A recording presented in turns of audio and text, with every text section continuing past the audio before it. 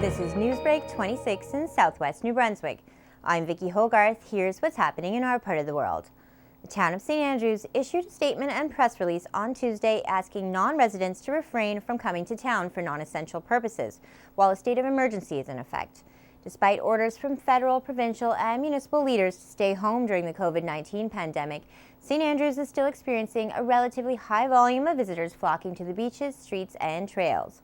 In a new COVID-19 episode of Your Town Matters airing all this week on CHCO, Mayor Doug Naish expressed concern for how the excessive amount of unnecessary traffic might affect St. Andrews during the upcoming long Easter weekend. Pains me to say that I have to tell people who aren't from here, please don't come here right now. And we are trying to get through social media and other means, get that message out to people. And we may have to start to enforce that if we don't get the message through in time. In a press conference on Tuesday, I asked Premier Higgs if extending emergency measures to go beyond just provincial checkpoints to include municipal checkpoints could be put in place to reroute unnecessary traffic. We'll work as municipalities on this, and we've had questions, I would say, in relation to Grand Manan, in relation to St. Andrews, in relation to the peninsula, because it's basically, where do you end this? Where do you stop? We're guarding our provincial borders.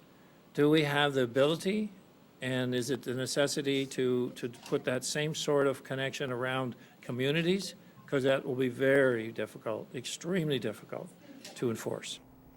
New Brunswick's Education Minister Dominic Carty announced last week that schools in the province will remain closed for the rest of the school year, and students will have to finish their studies at home. That is, unless there is a drastic improvement to the COVID-19 situation. This poses an even greater challenge for students who don't have present parents to guide them through their studies. I asked Minister Carty in a press conference last Thursday how he plans to continue education at home for these students facing these particular challenges. We've got an astonishing group of teachers in this province who are trying to do that all the time with kids who might come from a more difficult background, might not have parents who are able to provide the supports that we would hope or expect. And the teachers are going to be reaching out in an even more difficult circumstance to provide support that's even more important, which is why our teachers are, again, as I always say, and our education staff are the most important people in this province. Students will be provided with online schooling options, and home learning kits will be made available for students without access to computers or internet. Given the rural nature of Charlotte County, internet isn't as widespread as it is in more dense regions. And so one of the few bright spots in this incredibly difficult time is the fact that we're going to be able to get a lot of information about the reality facing our students in this province.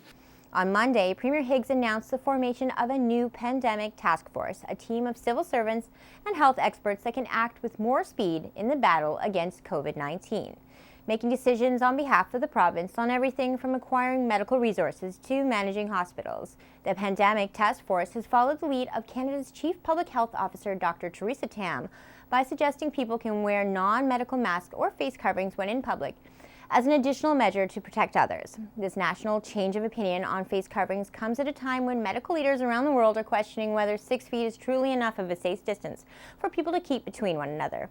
In a press conference on Monday, I asked infectious disease expert Dr. Dow what his opinions are on the new research that suggests under the right conditions, liquid droplets from sneezes, coughs, and just breathing can travel upwards of 26 feet and linger in the air.